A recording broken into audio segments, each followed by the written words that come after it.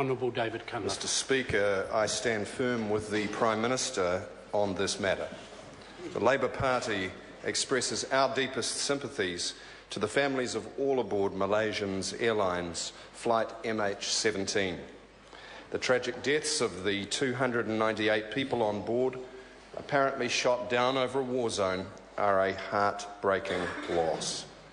Our thoughts are especially with the families of the New Zealanders and New Zealand residents killed in the crash, Robert Ailey, Mary Menke and Jerry Menke, and also to the families of the deceased of those of other nations.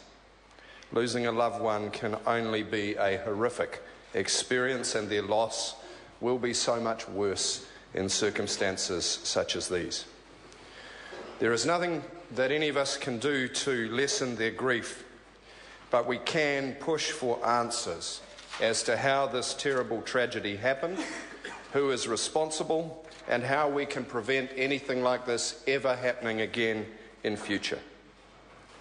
We join with the international community in calling for a swift, independent investigation of the crash site to establish the causes of the crash.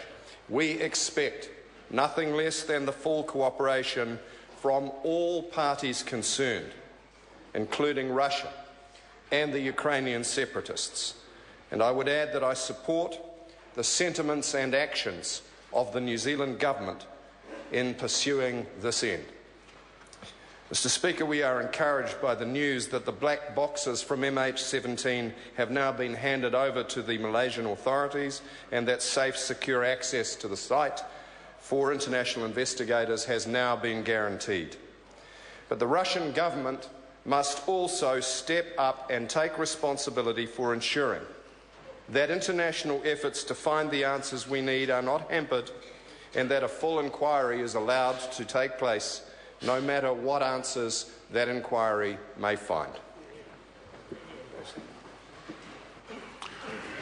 Materia Ture. Thank you, Mr Speaker. Tēnā koutou i te whare.